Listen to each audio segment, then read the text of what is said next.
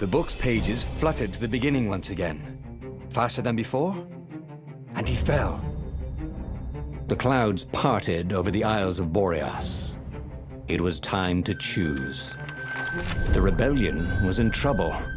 Ravens were scouting for the secret rebel base.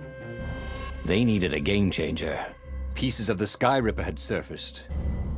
Renata knew that using it could go catastrophically wrong. But he was sure he could figure out how to use it safely. Also, a temple had risen out of empty desert. The Iblis Stone was hidden there. It was a dangerous artifact. It could corrupt its user into a bloodthirsty monster. Maybe he could find a way to use it, to take its power without surrendering to its wickedness. And also, his old friend Lapino needed rescuing. Of course, Renato had a pretty strong suspicion that Lapino had betrayed the rebellion, and he had a gut feeling that he needed to use that to his advantage.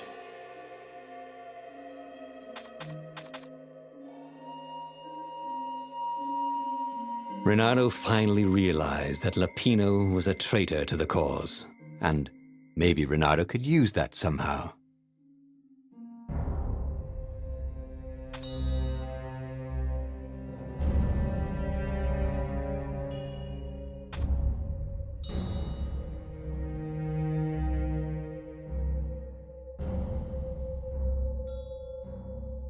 Renato couldn't quite put his paw on when he'd realized Lapino was working for the Empire. He'd never exactly seen Lapino sending coded messages to the palace, but he was sure.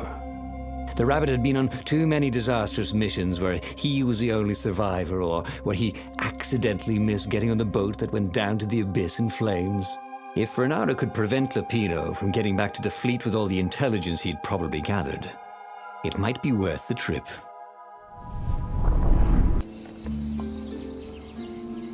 How had they come to this? They'd been on so many adventures together. Lapino had talked Renato out of prison at least 4 times, and Renato had rescued Lapino from at least 2 lynch mobs.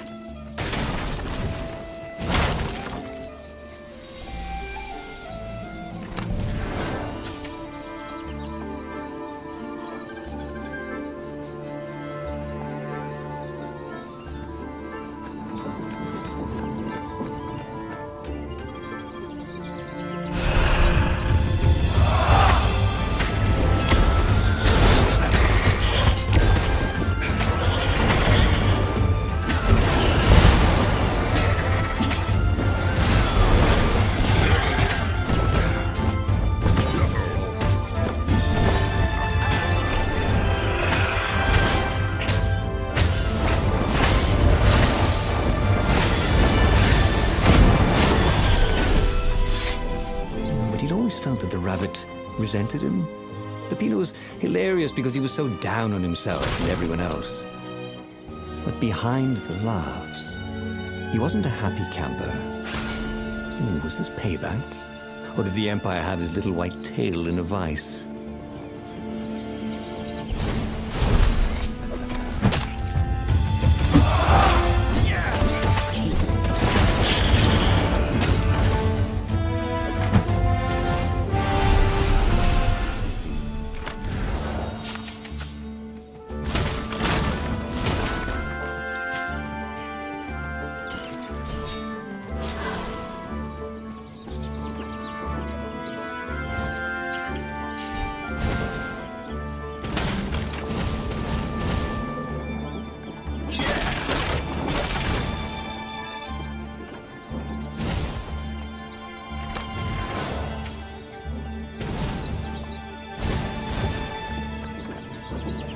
So that's what they meant by a firewall.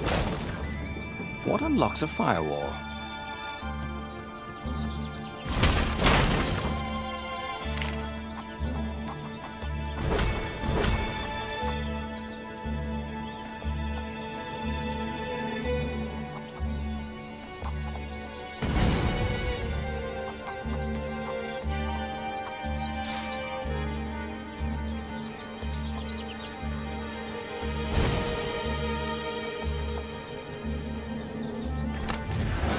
Ooh, sparkly, thought Renato.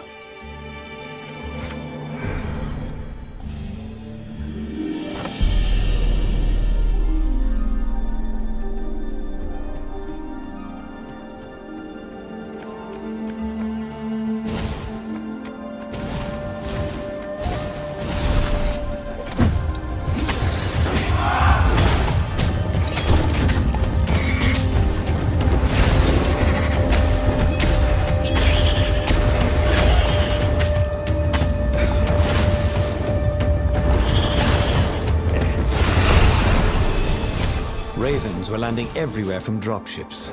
He'd better get moving. If they got to Lapino first, the Rabbit would give the Empire all the intelligence he'd been stealing from the Rebellion, and they'd probably give him a medal. He'd have to be very careful about how he played Lapino. At the slightest hint of danger, the mad Rabbit would take off like a rabbit.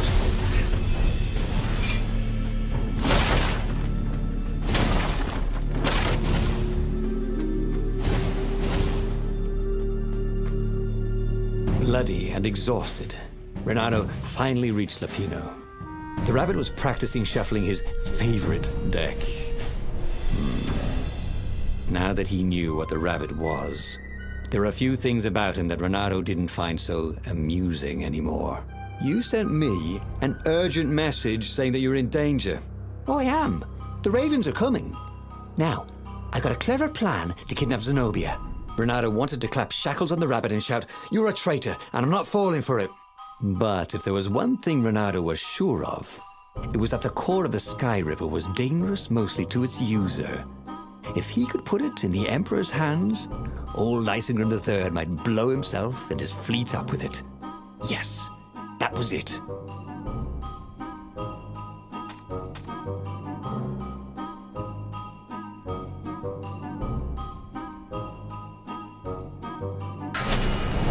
Me? A traitor?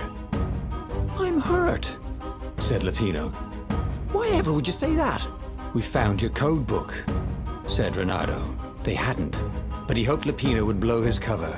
You got me, said Lapino. And you know what? I don't regret a thing. It's always about you, isn't it?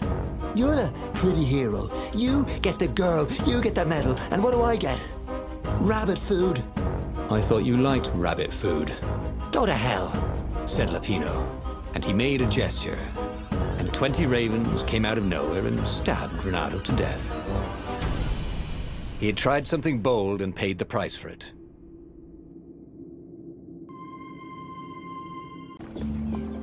How had they come to this?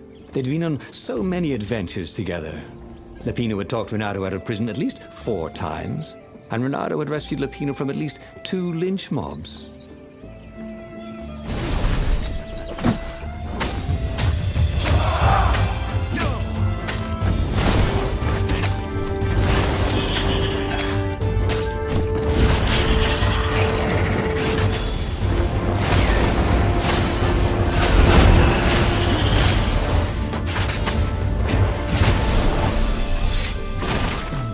Felt that the Rabbit resented him. Lapino was hilarious because he was so down on himself and everyone else. But behind the laughs, he wasn't a happy camper. Ooh, was this payback? Or did the Empire have his little white tail in the vice?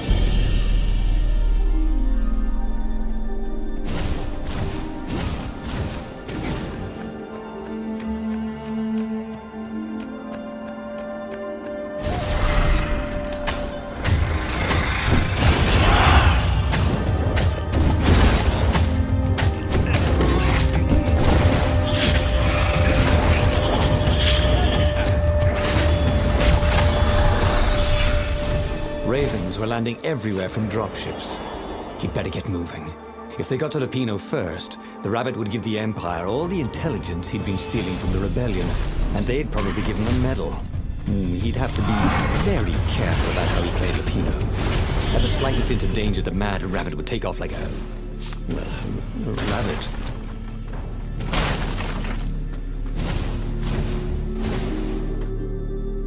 Bloody and exhausted, Renato finally reached Lapino.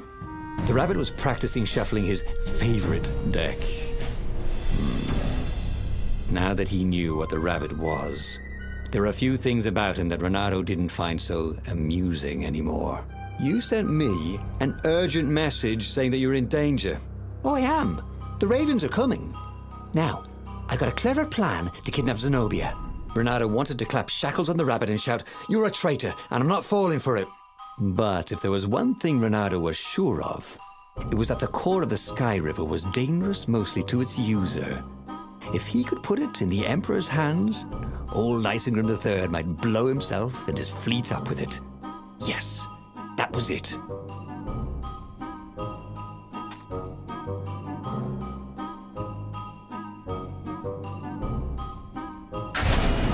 Renato felt like a real hero, brave and smart. He told the rabbit all about the Sky Ripper's God's Eye core. "I'll go get the core while you attack Zenobia," he told the rabbit.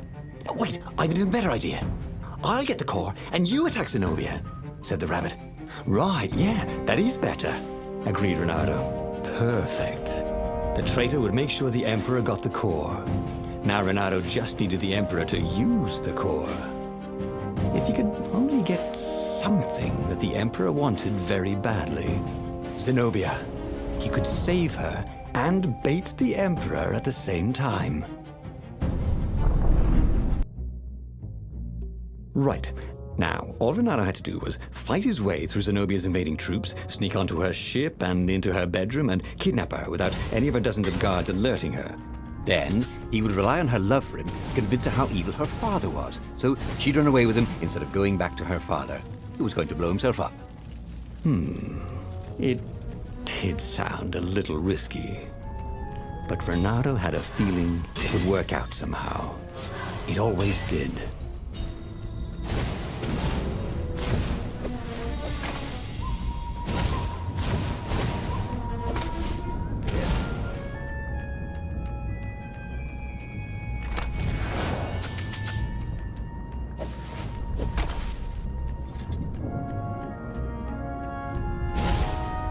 Hey, do old ravens go grey? You know what? Don't worry about it.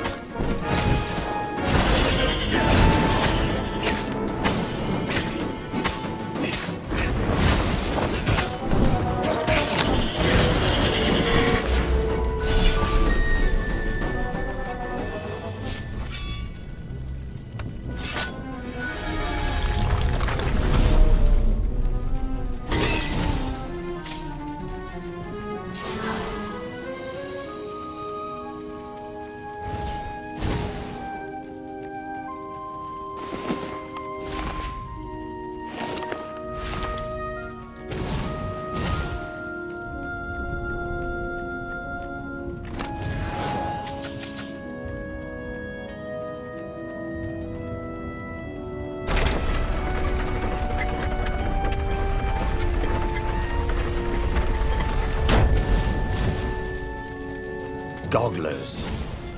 Renato hated gogglers. It was almost impossible to sneak past them. If one didn't spot you, another one would.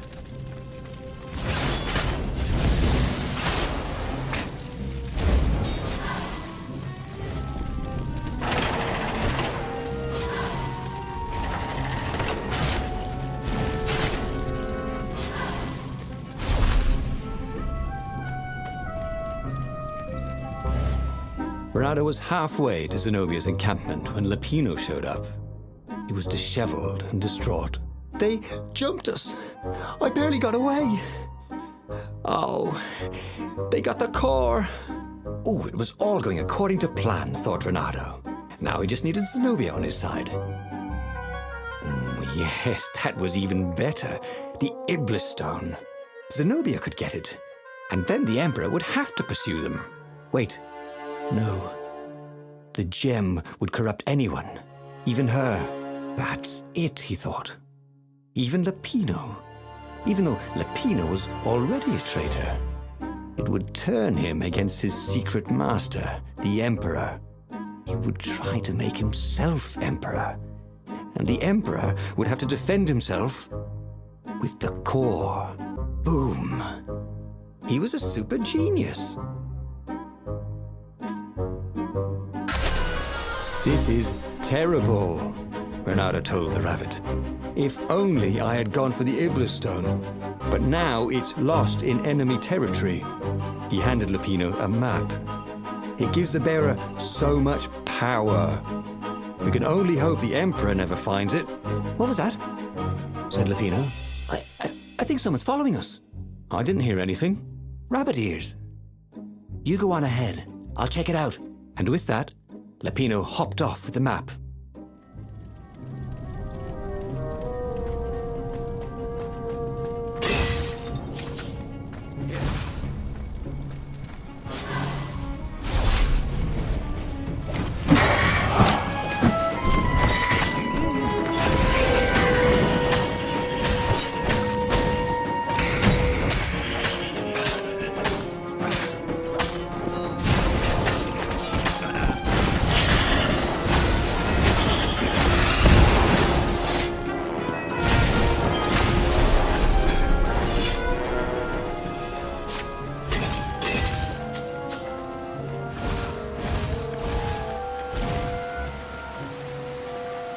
Reynardo slinked through Zenobia's ship, making no sound at all. She was curled up on her bed. He'd forgotten how beautiful she was, how sleek, how soft. He tapped her on the shoulder with his sword. She was made of smoke, and he noticed he had a very solid blade to his throat. Did you really think you could capture me? Purred a familiar voice. I just wanted to chat, said Reynardo. Did you ever wonder why the Emperor adopted you? He needs a sacrifice. Someone who truly loves him, to make a bargain with the lost gods. That's a vicious lie. He wants to bring them back. That's crazy. Why would anyone... They could make him immortal. An eater of souls. And with that, her eyes widened. She understood. Reynardo told her how he had rescued a priest whose order had been massacred. How he had slept in a burnt village. At midnight, the Emperor's victims had come to him in his dreams to tell him of the hideous eldritch rituals they'd been sacrificed in. He could still see those kittens and puppies. Their wide, sad eyes, their moist noses. You can't prove that. I've got a witness at the observatory.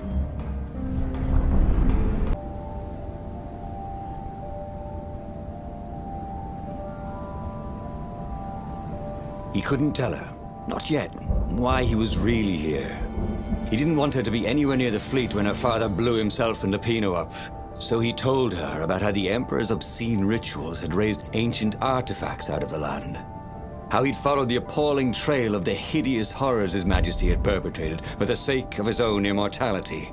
Any of this ring a bell? He said. He told me it was all lies. You've always known when I was lying. I always hated that about you, said Reynardo.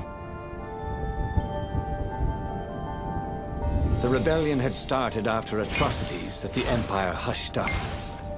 Reynardo had rescued a priest whose order had been massacred for one book. He had slept in a burnt village. Dead kittens and puppies had come to tell him what the Emperor had done to them.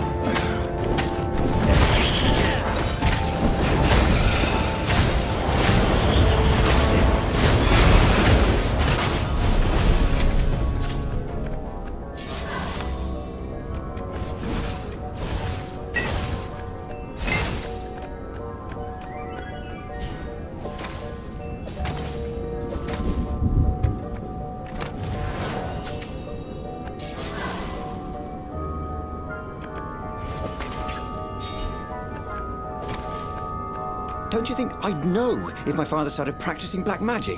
Why? Would you join in? No! I'd destroy his books and I'd... Oh, God. Okay, you're not completely wrong. They've resurrected one of his victims. Well, look, I mean, look, it's not exactly alive, but it can talk. A true witness, she said.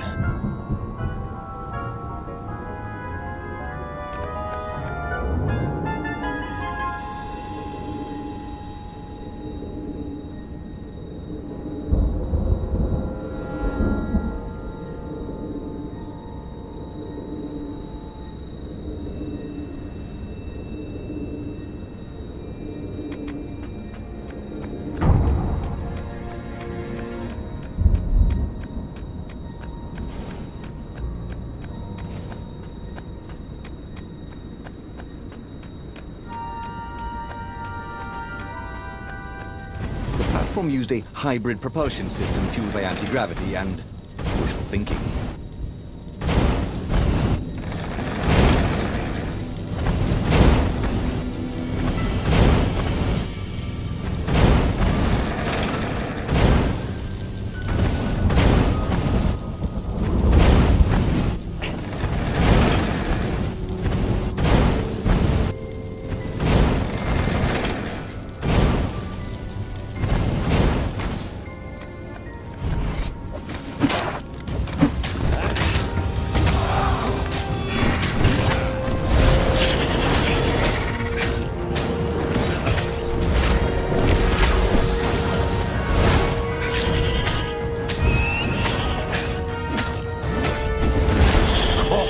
Smell even worse.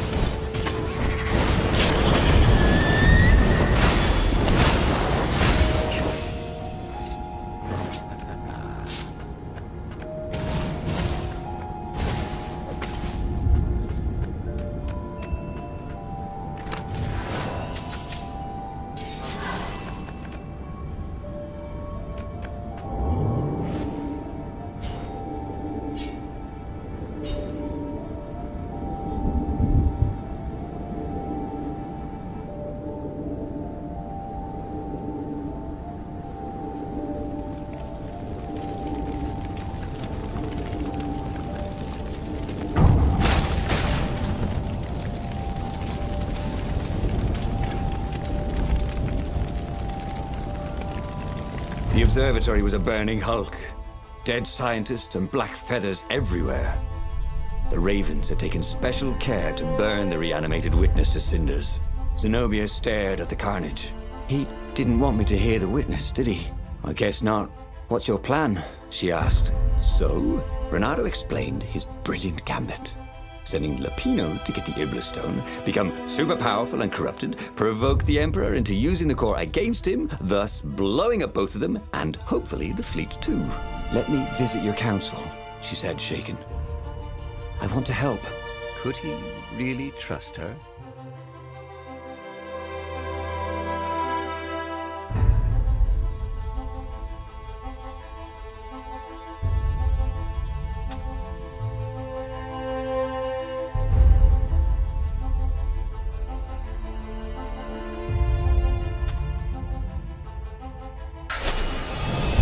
Done it.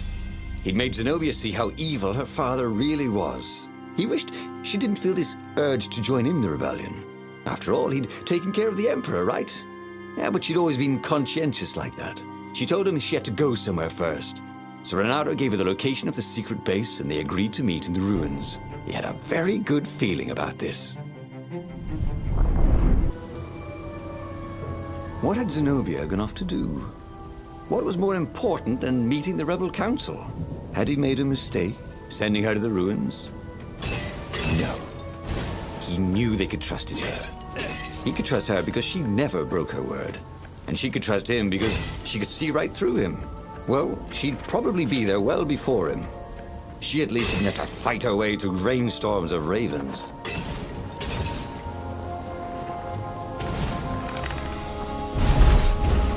You're being burned!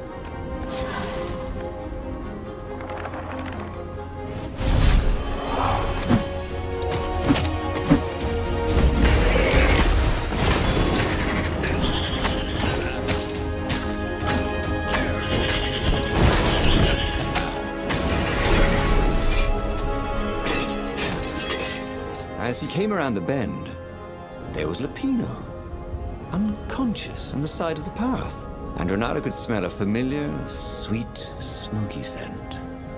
Who? Zenobia. It had to be. She never used a combat spell when she could use drowsy gas. That meant she had the Iblis Stone. What would it do to her? She hated her father now. She'd kill him for sure. The council wouldn't mind if she killed the Emperor, but murdering her father would destroy her. He had to get to whatever ledge she was on and talk her down from it. When I build my castle, thought Renato, all my gates are going to open with buttons, and all the levers will drop rocks on your head.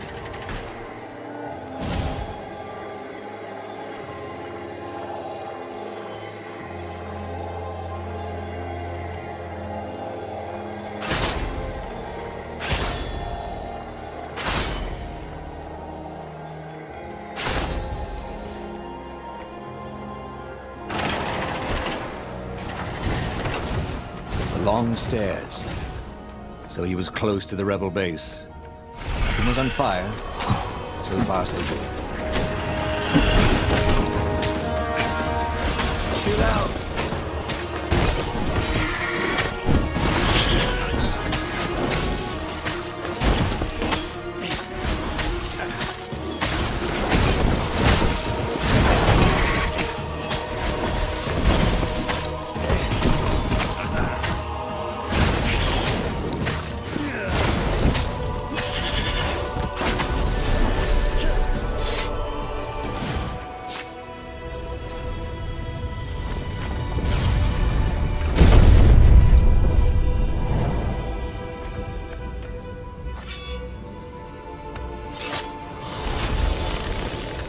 Had that door been opened before?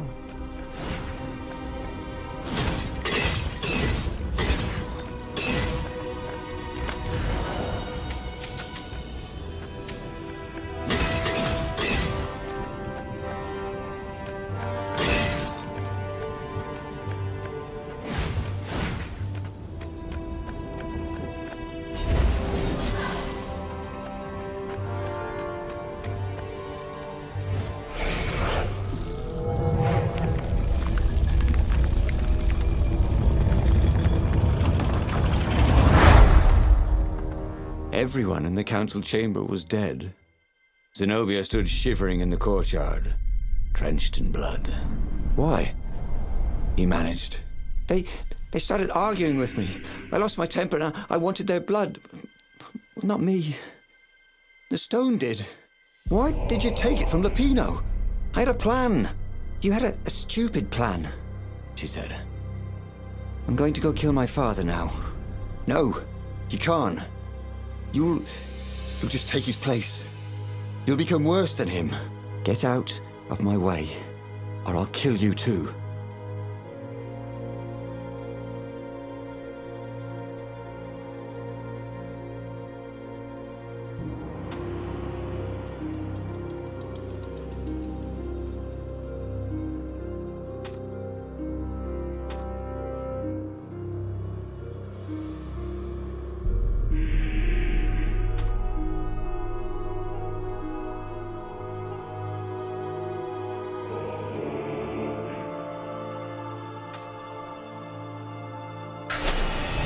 You won't kill me, he said. And I won't let you kill the Emperor.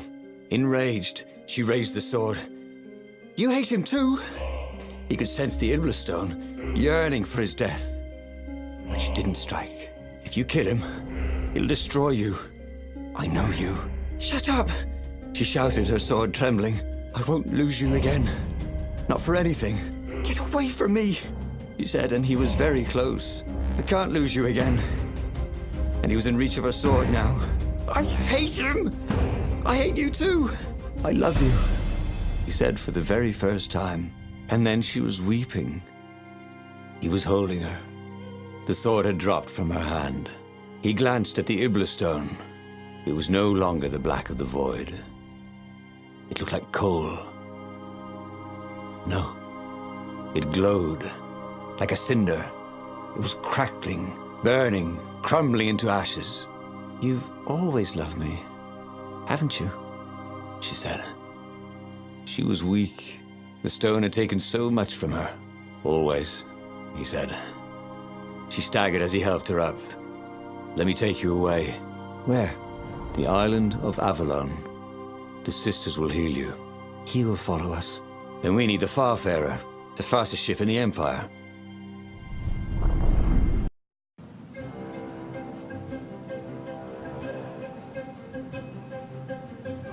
The Empire had seized his ship. They'd have to take it back.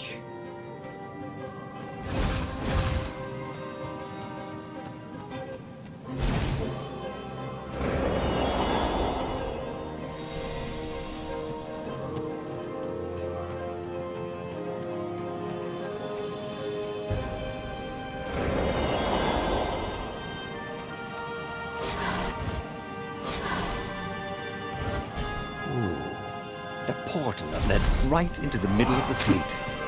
With a glaring weakness in the defense.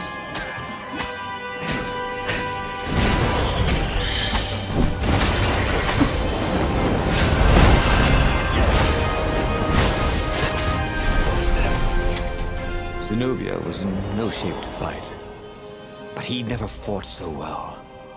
He wasn't fighting for money or loot or a cause. He was fighting for her. For them.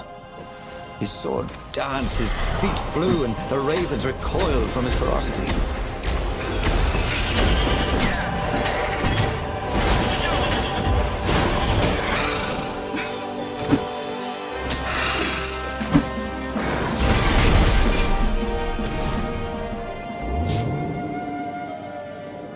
Take a leap of faith, said the inscription.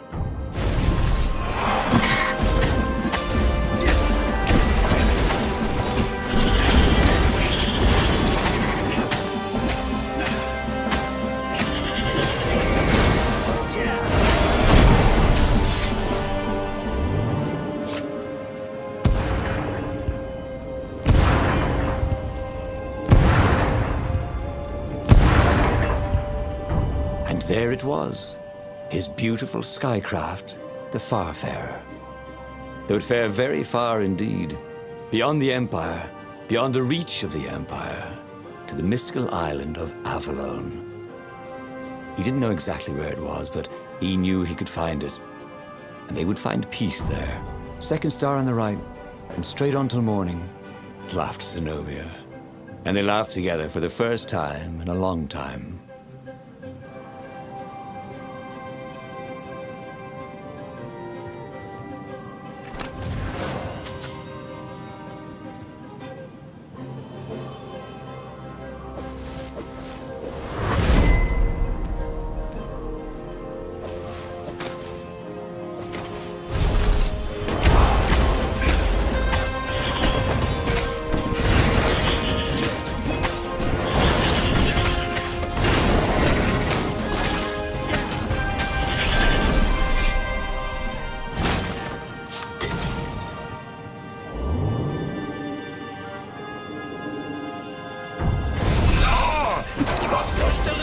Eyeballs! Caught the lead raven. Thank you, I think, said Renato. It never hurt to be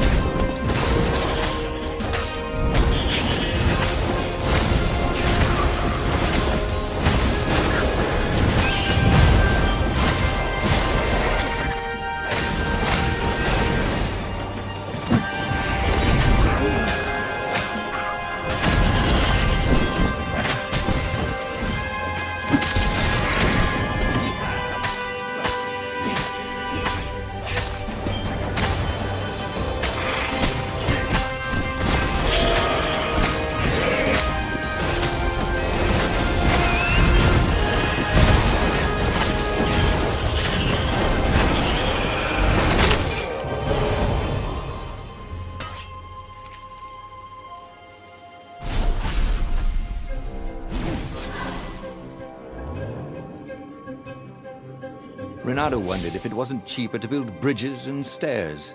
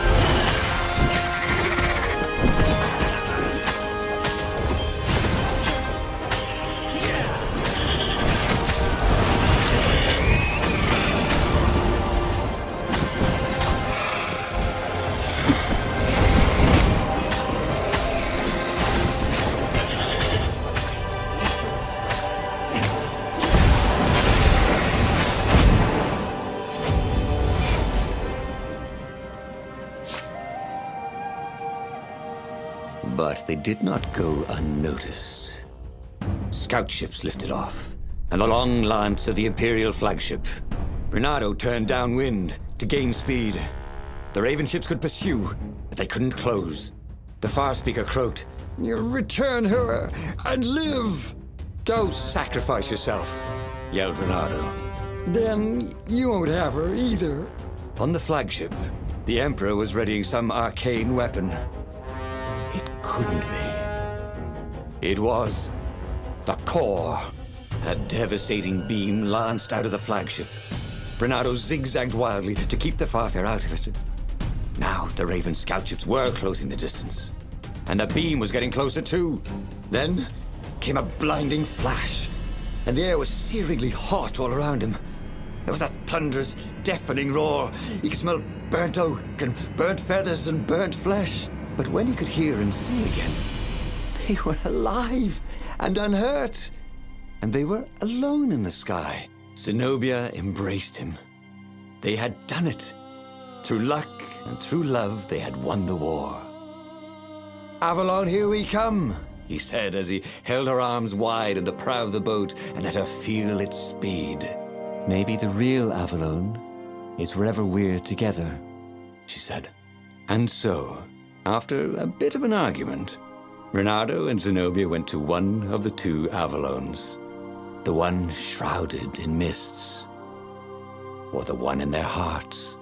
But which one they went to, I'll never tell. He'd done it. He'd forged his own destiny. Well, he hadn't actually done it, but he knew what he would do. Renato smiled at the book. He practically wanted to kiss it. The kid's sacrifice hadn't been in vain. He'd saved the book and saved the world. Renato owed him and his mother so much. Renato lowered the mainsail and let the Farfarer shoot forward in the breeze. Second star to the right, and straight on till morning. This time, he would win.